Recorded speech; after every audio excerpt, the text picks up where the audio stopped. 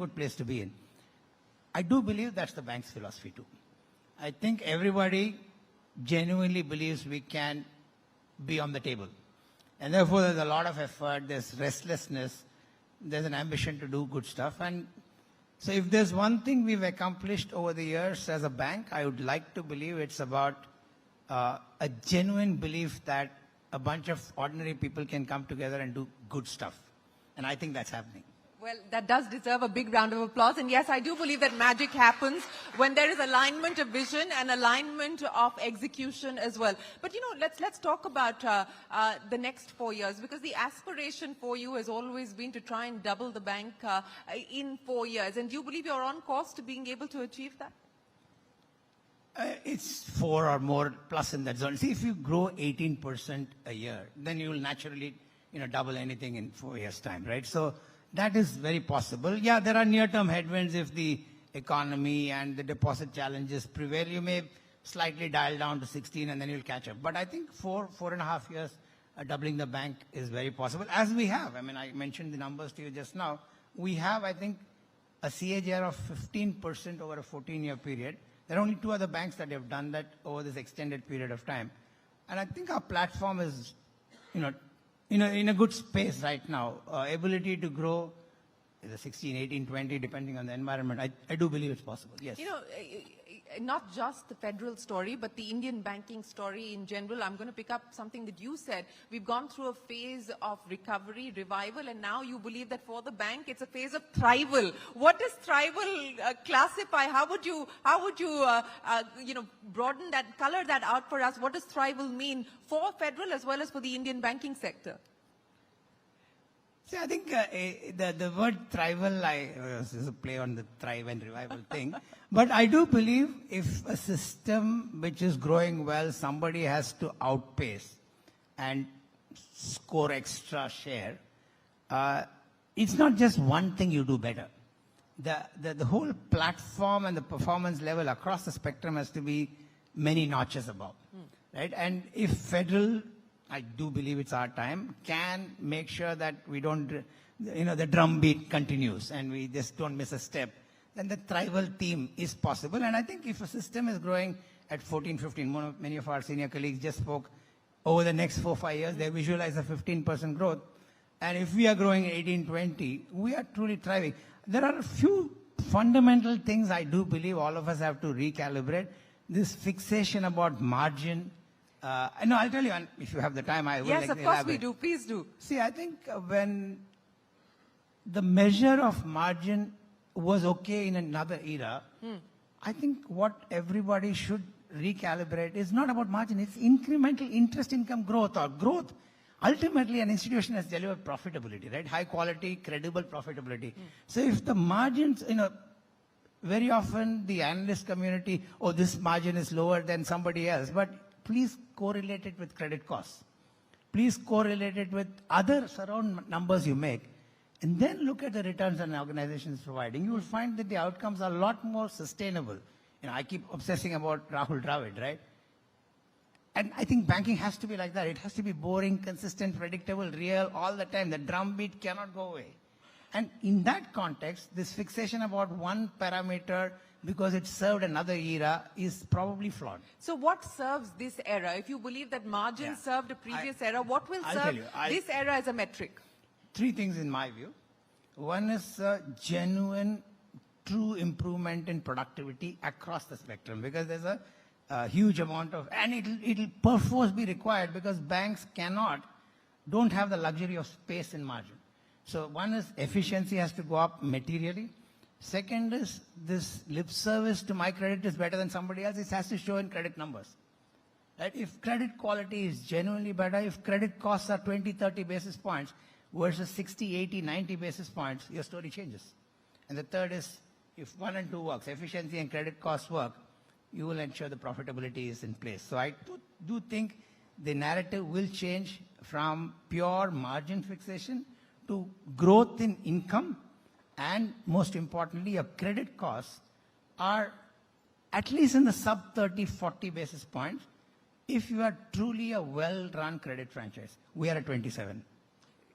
even as you hope that we move away from this maniacal obsession with margins and move to the metrics that you spoke of, but in the interim, let me ask what Lata was asking the other bankers that we just spoke to. What is the expectation then as far as margins are concerned, given where we see both the cost of funds as well as the chase for deposits? So in the near term, even the best of banks which have enjoyed high 3 or early 4 will see some compression, right? 20, 30 basis points. But if they back it up, and I do think some of the better players will, with good credit costs. See, the best banks which have margins that are around 4% have credit costs of 80, 90 basis points. So if the margin comes down to 350 and their credit cost drops to by another 25 basis points, they will match up and the profitability will sustain. So I think between 20 odd basis points, you could visualize a drop in margin. Not like a precipitous fall on day 0, but it could slide there if this war between deposits and credit growth sustains for longer periods of time.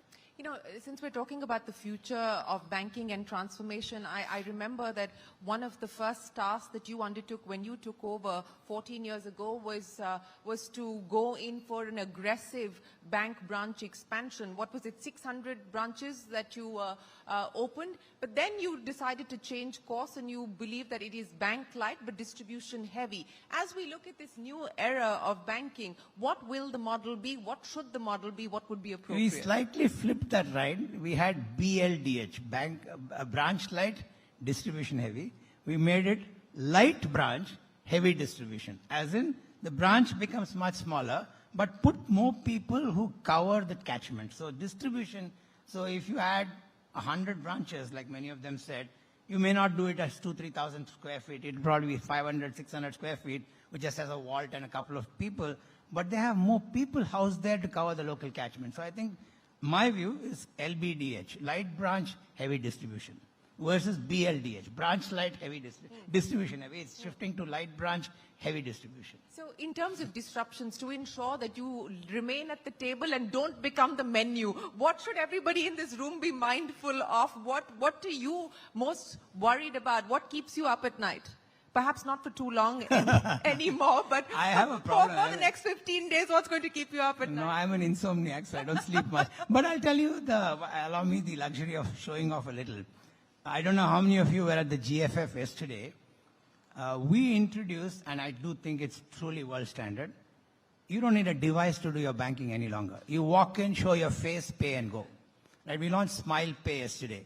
So it's the Digi Yatra of banking, right? So I think that's the beginning of a complete transformation of moving away from any physical device to your body. I mean, you carry that with you all the time, right? Earlier, to the first time I left my mobile on the table just to tell you that my face can do the payment. I genuinely think we can do payments. So if that is happening, and this I think is a beginning, you will find that scaling up substantially over periods of time. So deviceless, and yet all the good stuff. You think and you'll bank, you see and you bank, you blink and you bank, you smile and you bank, all that is going to happen. So what does that mean on the back end? If we're talking about this era of deviceless and facial recognition and all of that, I mean, how ready, you and a few of the other larger banks might be the exception, and of course the fintechs are innovating, but do you believe that we are likely to then see a significant amount of laggards in the legacy space on account of the kind of disruptions that we are seeing on the technology side? It's only a time gap, Shereen. I'll tell you the best thing that's happened, which many of our earlier speakers said, the digital public infrastructure, the platform that is available. Yeah, if we've done it on day 0, somebody may do it on day 0 plus 180 days or 300 days. But it's not like a lifetime of change. But the point is, what we launch, we can't sit on our haunches and say we've launched Smile Pay. Day after tomorrow, SBI or HDFC, which have much more client base, can do it. So we have to be on this treadmill of coming up with something else as a franchise. But as a system, I do believe this is not something that will create massive disparity. Unless they decide to just be very sanguine about being an average player, then they'll be the menu and not the table. Well, speaking of the road ahead, I was asking Mr. Khara if he had left a note for Mr. Sethi, and he said he was part of my team, so I didn't need to leave a note for him because we jointly did what we had to do.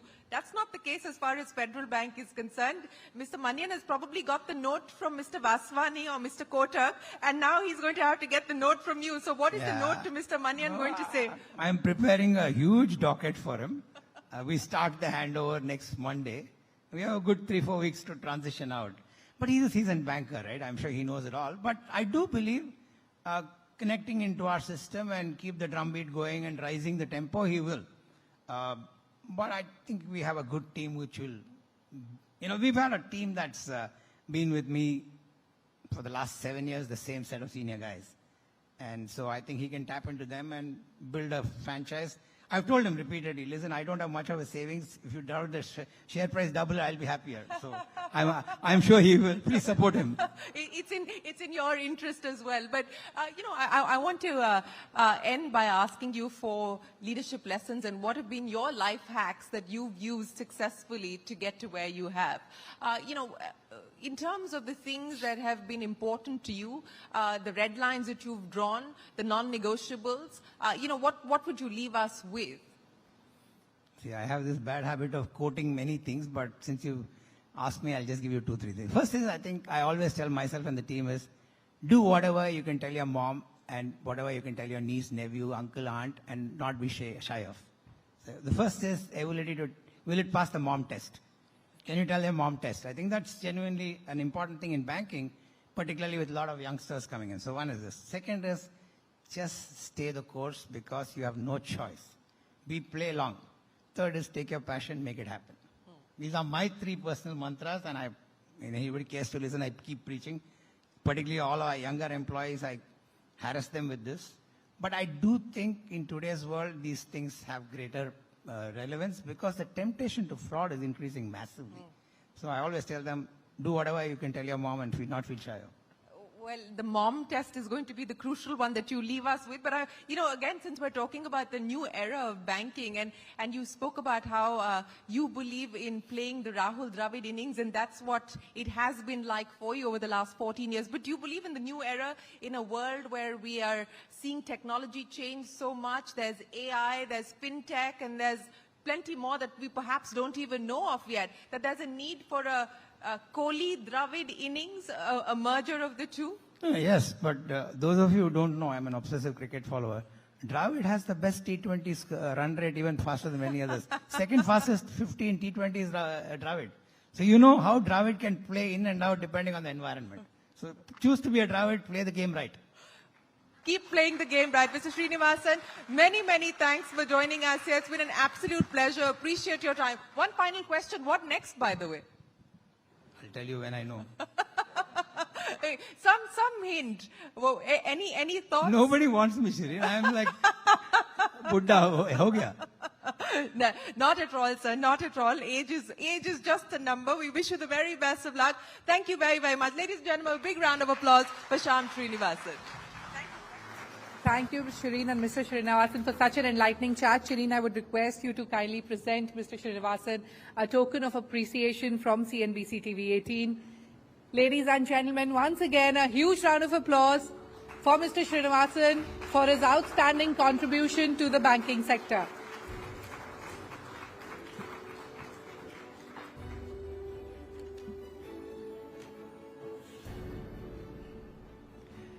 Moving on to another panel discussion for the evening titled Smart Lending in the Era of Tightened Norms. The concept of smart lending has gained significant traction as institutions navigate a complex regulatory environment.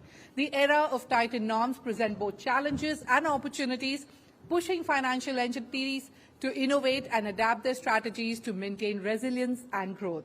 And to explore how key players in the lending sector are responding to these challenges, may I please invite CNBC-TV18's Prashant Nair to moderate this session. May I also invite the panelists for this discussion.